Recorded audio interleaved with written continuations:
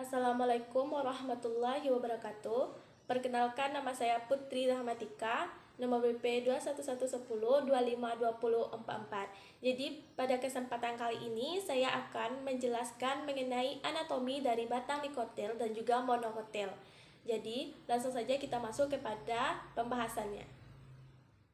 Baiklah, untuk yang pertama saya akan menjelaskan mengenai anatomi dari batang dikotil. Di sini sudah ada gambar melintang dari batang dikotil dan juga sudah ada anatominya.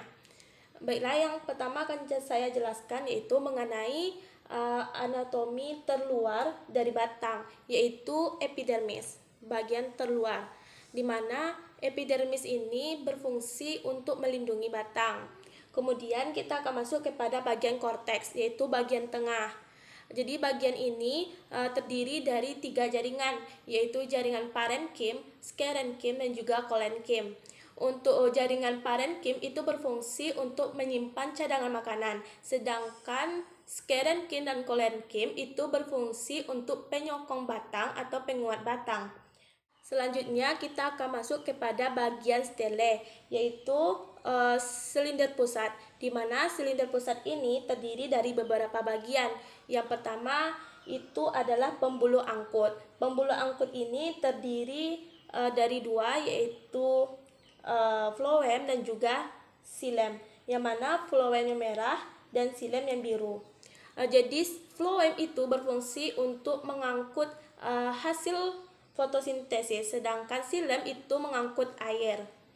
Selanjutnya yang hitam ini merupakan kambium. Jadi kambium ini berfungsi untuk pertumbuhan sekunder, yang mana akan memberi pelebaran pada batang. Jadi kambium ini terdiri atas 2 jenis, yaitu kambium intervaskuler dan intravaskuler, yang mana intravaskuler itu merupakan kambium yang terletak di antara xilem dan floem, sedangkan kambium intervaskuler itu terletak antara pembuluh angkut yang berada di sini. Dan anatomi yang terakhir yaitu bagian empulur. Selanjutnya saya akan menjelaskan mengenai anatomi dari batang monokotil. Di sini juga sudah ada gambar melintang dari batang monokotil. Untuk anatomi yang pertama itu sama seperti batang dikotil, itu bagian keluarnya yaitu epidermis yang berfungsi untuk melindungi batang. Kemudian di sini juga terdapat pembuluh angkut yang terdiri dari xilem dan juga floem. Xilem yang biru dan floem yang merah, dan fungsinya sama, yaitu floem untuk mengangkut hasil fotosintesis dan xilem untuk mengangkut air.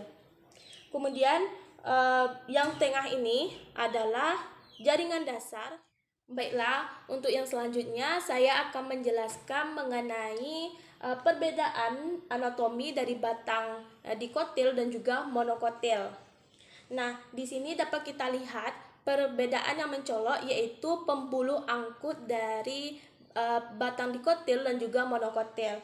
Kalau batang dikotil itu pembuluh angkutnya tersusun rapi melingkar seperti ini, sedangkan pembuluh angkut pada batang monokotil itu tersebar tidak beraturan. Dan perbedaan selanjutnya yaitu terletak pada kambium. Untuk batang dikotil itu memiliki kambium, sedangkan batang monokotil itu tidak memiliki kambium.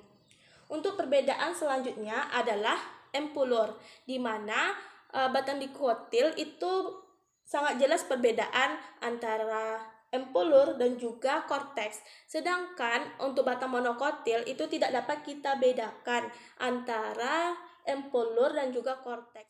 Baiklah, untuk perbedaan selanjutnya yaitu berdasarkan tipe dari pembuluh angkut. Untuk batang dikotil itu pembuluh angkutnya adalah kolateral terbuka, di mana xilem dan floem itu dipisahkan oleh kambium. Sedangkan monokotil itu merupakan tipe pembuluh angkut kolateral tertutup, di mana tidak ada pemisah antara silem dan juga floem. Baiklah, itulah penjelasan singkat saya mengenai anatomi dari batang dikotil dan juga monokotil. Sekian dari saya. Assalamualaikum warahmatullahi wabarakatuh.